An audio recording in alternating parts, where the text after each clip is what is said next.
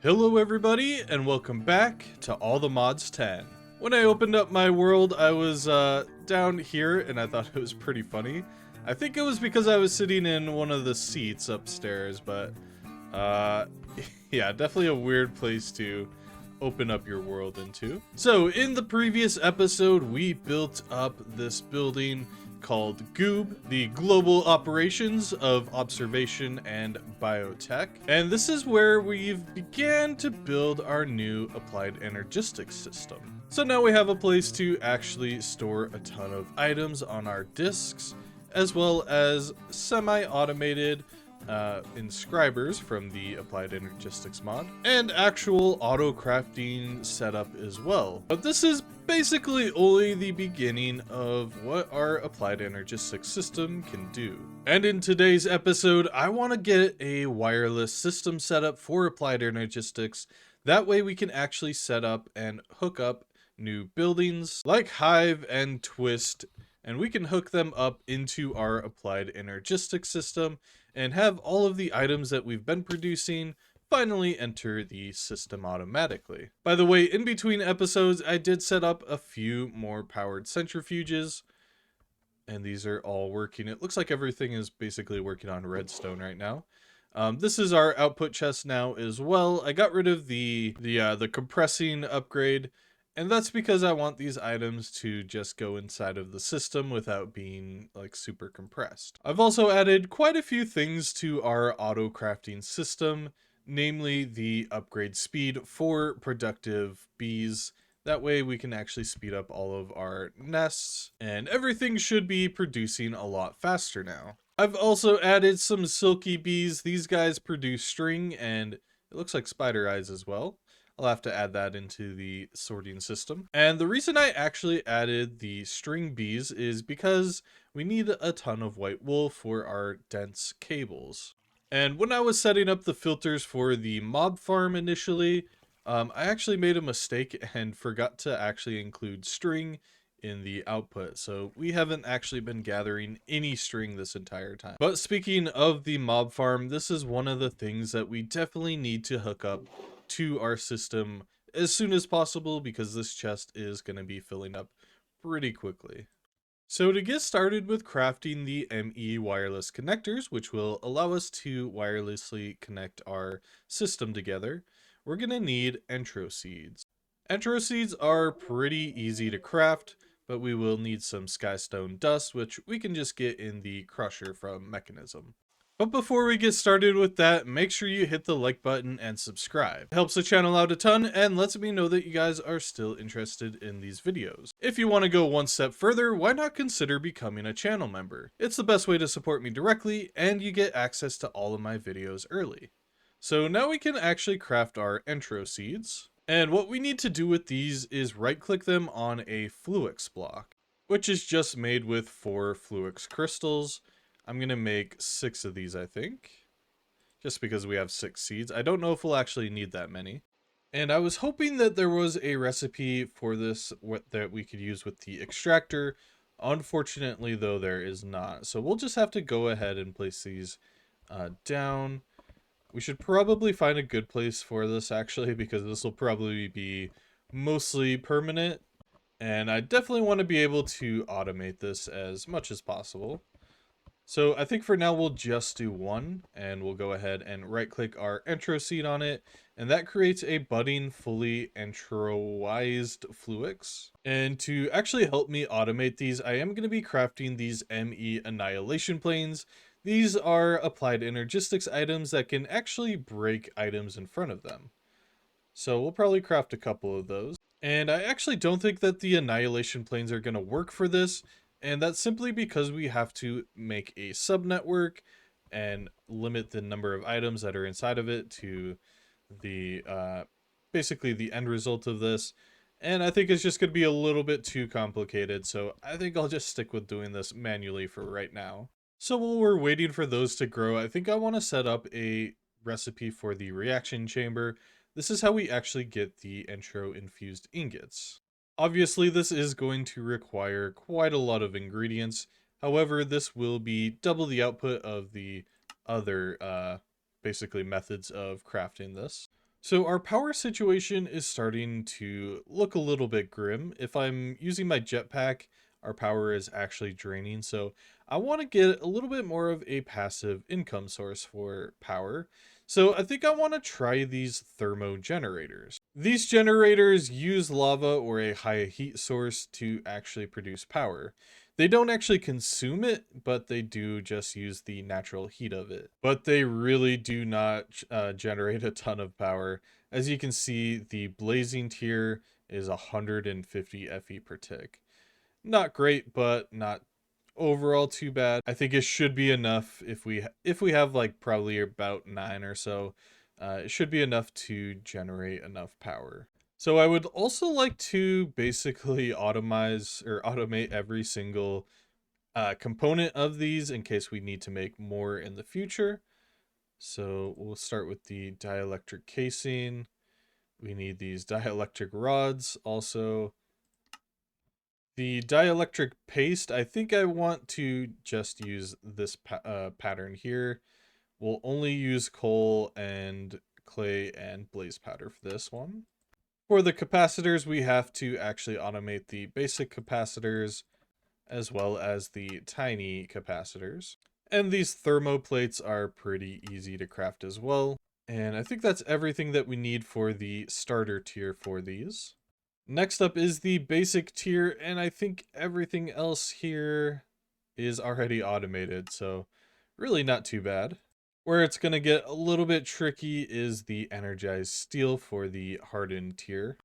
So for the blazing crystals and the hardened steel, we are just going to need to make sure, at least for now, that we have a decent supply in our system. Once we get our wireless system set up though, we will 100% be automating that.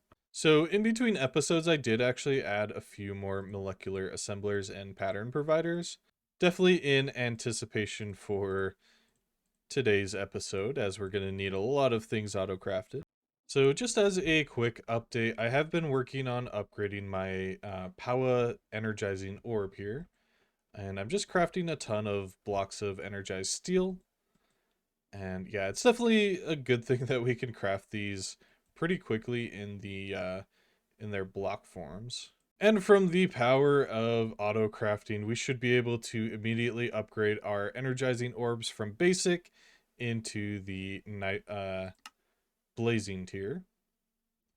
Shouldn't take too long, hopefully. There we go. Nice. All right, and we should now be able to craft our 9 thermo generators. Unfortunately, though, looking at the crafting plan, we're actually going to need 3,502 bytes. Our system right now is only capable of about 2,000. So I think I'll upgrade these to the 4K crafting storages. Let's see here. I think that's everything. These 4Ks are pretty easy to craft. We basically have everything else already auto-crafted. So we should be able to just do that.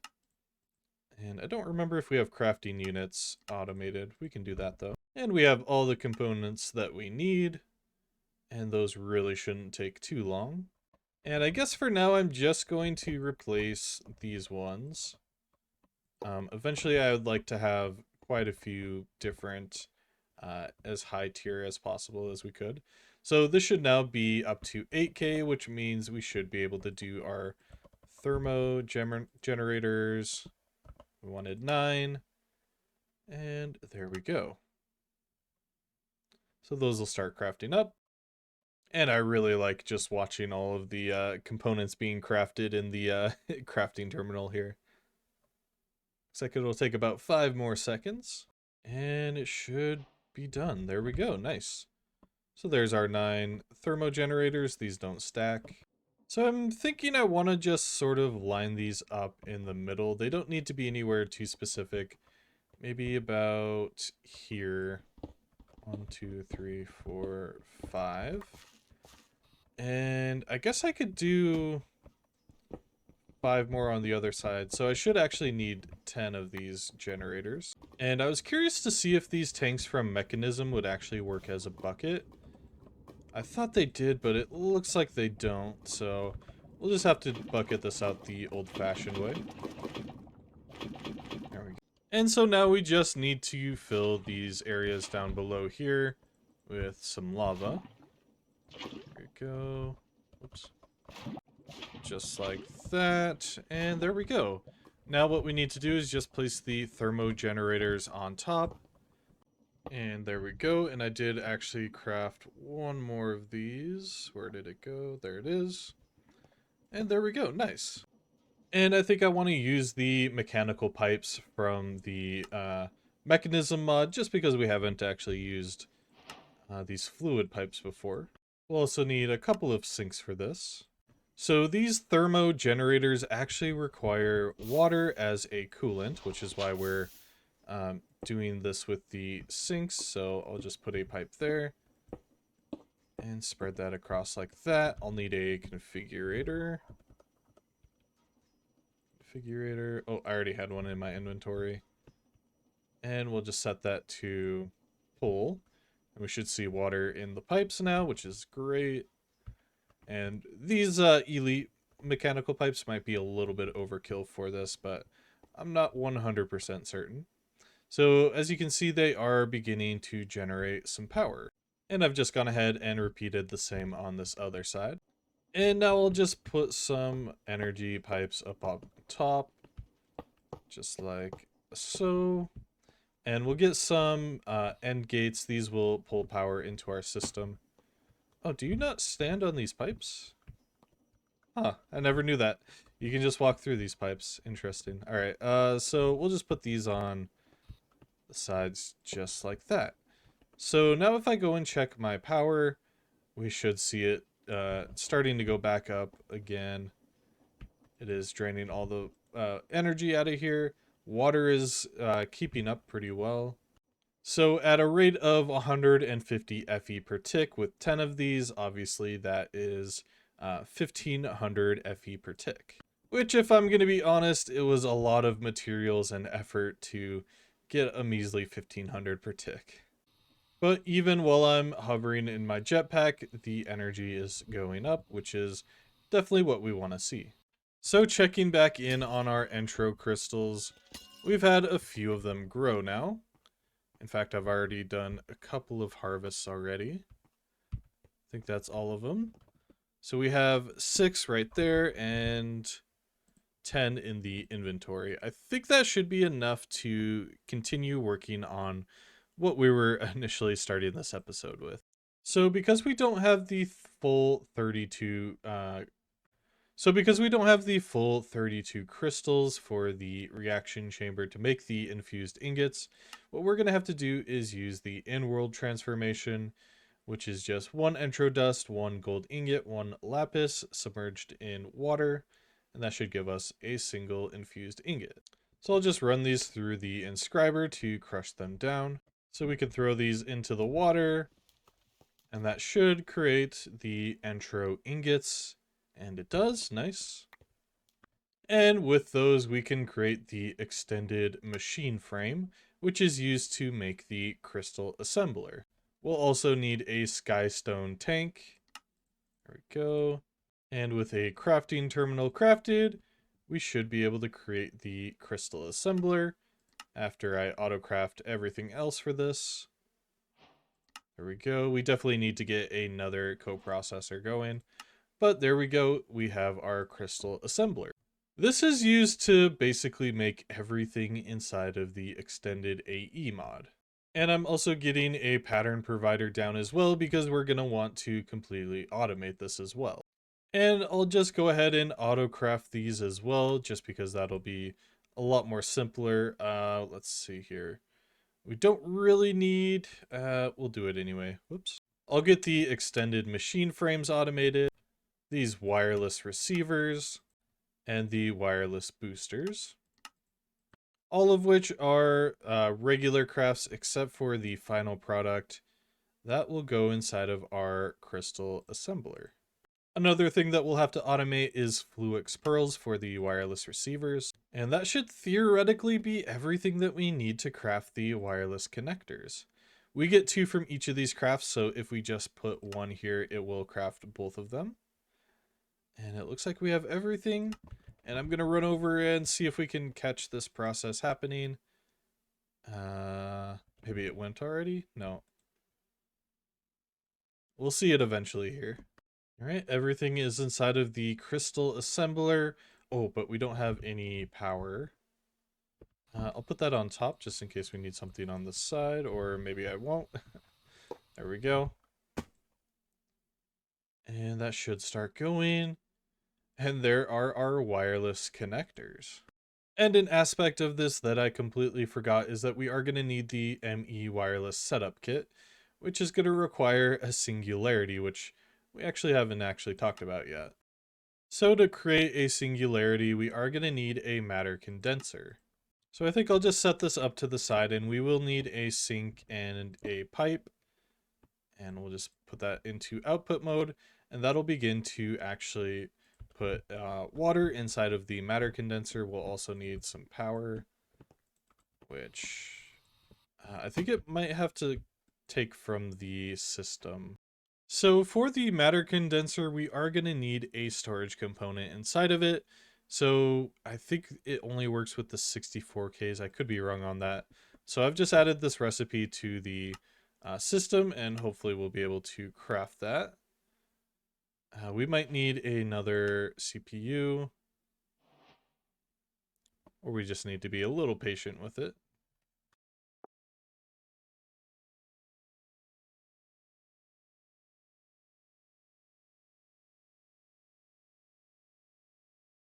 And here is our 64K ME drive, or storage component, and that goes inside of the matter condenser here, and now has energy that is being stored. And that's essentially just the liquid water that we are putting inside of it. This doesn't actually require any power, so we can get rid of all these cables. So this will take a very, very long time. It's also important to note that you should set this to the condense into singularities button here. That will just make sure that you are producing singularities. All right, and here is our first singularity. And of course I set up an auto crafting recipe for the wireless setup kit, and that'll just make things a little more smooth. Let's see, it should end up in the crystal assembler soon. There we go.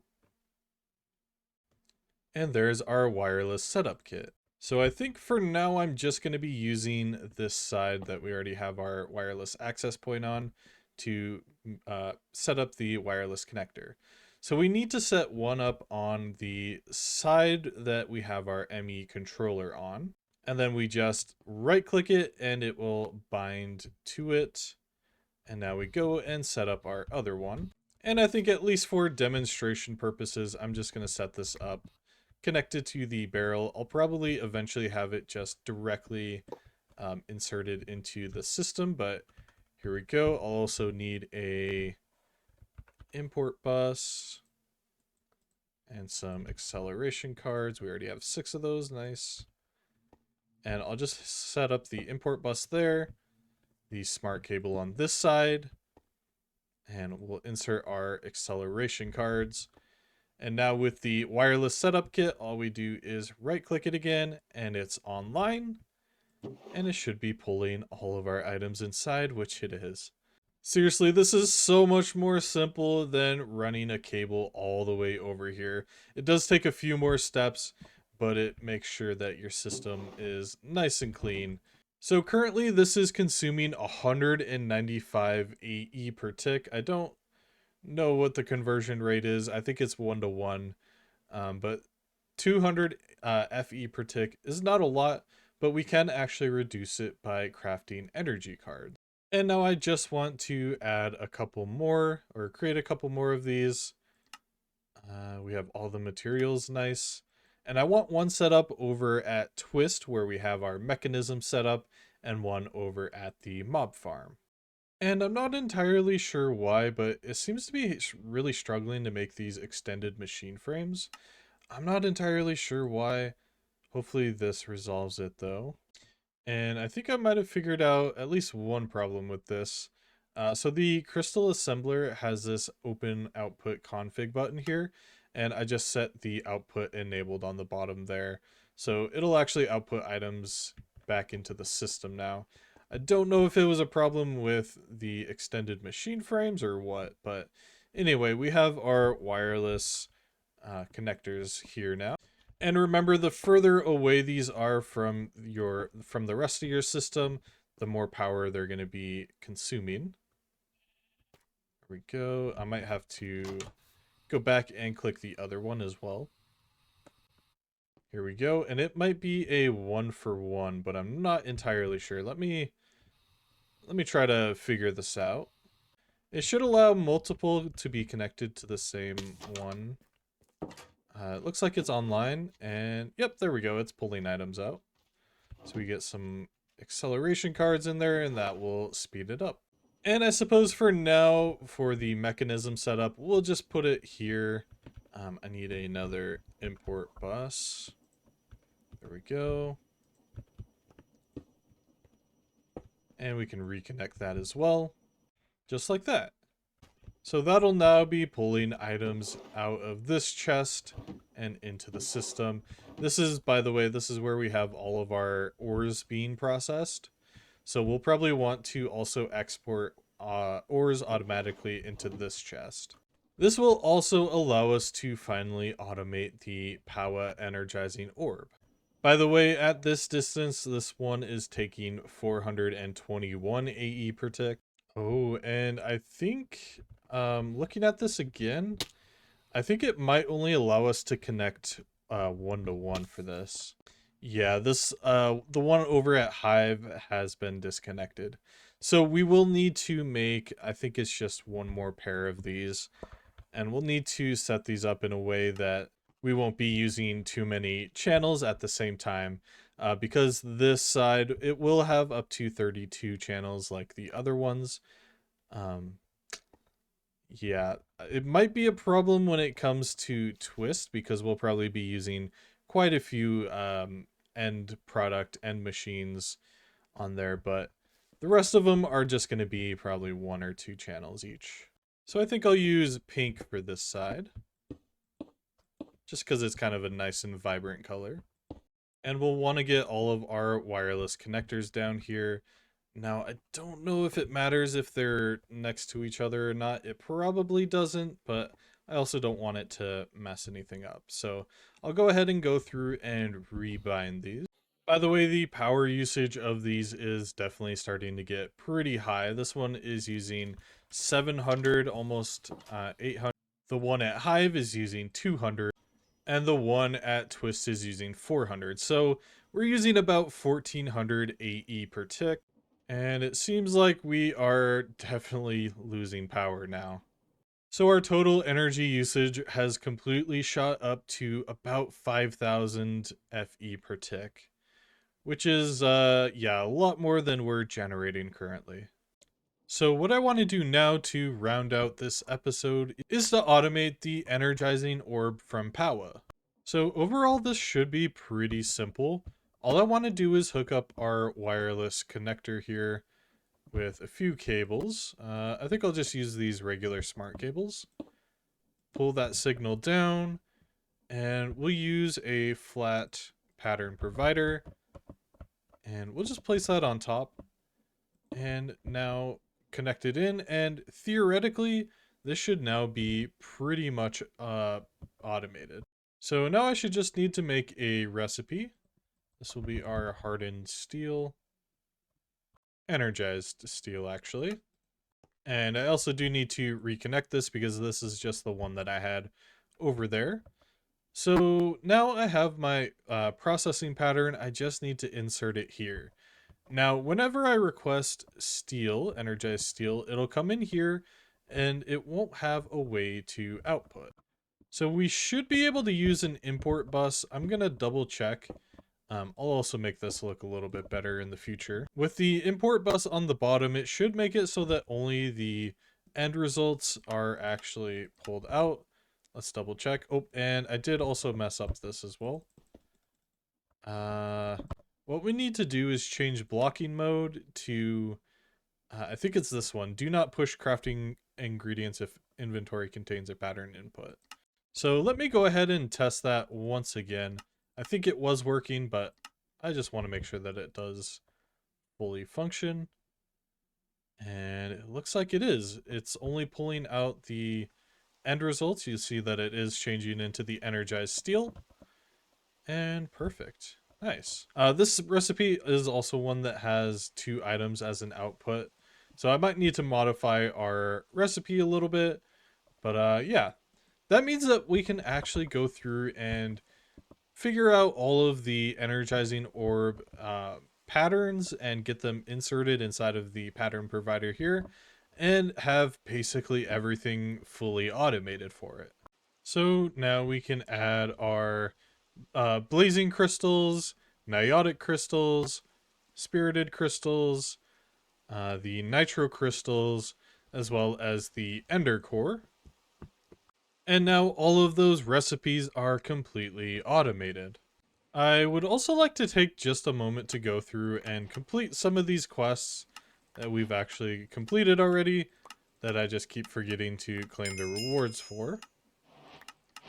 And you can get some really decent rewards from these quests. There we go. Even the batteries I didn't even claim yet. So yeah, we got quite a few free items from that. Really not too bad. There's also the collect all rewards button, which is going to give you so many items. Yeah, to a point where... Wow, that's a lot. We actually get a 64K ME storage component. That's really good. So I think I want to get crafted on some of these energy cards. And hopefully we have enough ingredients. Unfortunately, we don't. We're missing items that I think I have automated. I'm not sure why it's saying that I don't have those. But we do have pretty much everything else. They're going to require dense energy cells and energy cells each as well. But after doing a few crafting loops with our charged Certus quartz, we should now have enough to make 12, which we do. So we'll go ahead and get started on those. And for a lot of the components in the extended AE mod, we're going to need a lot of these concurrent processors, which require these printed concurrent circuits, which is just an entro crystal inside of a inscriber with the universal press, or its very specific concurrent press. We're not going to do that. We're going to stick with the universal press. So I'm just going to make a quick recipe and get that inside of this one. And I'll get a pattern for the processor itself as well. So the concurrent circuit can go inside of the first one there, and this one can go inside of this one. And the reason for crafting those is to actually upgrade our pattern providers. So these ones have a single line of 9 patterns that they can hold, whereas the extended versions have 4 lines of 9 each as well. So these are so much better. They're just a little bit more expensive though. We need the crystal assembler. These are capacity cards, crafting tables, these concurrent processors, and some cables. Really not too bad at all. Looks like they also, yeah, they just require the base item here as well. And I don't think I've talked about these capacity cards before, but they're literally just Certus quartz and a basic card. They're really not too bad to craft. And every other component, except for the capacity cards, I already have automated for these. So we'll be able to do that really easily now. There we go. We have all 12 of the energy cards that we requested, and we can simply put these inside of these wireless connectors. So right now we're using 422 AE per tick with this. If we put 4 inside, it basically halves the amount of power that we're consuming. So I'm not entirely sure if this can be used on both sides or not. If it can, that'd be pretty huge. Let's see. I think that was this one.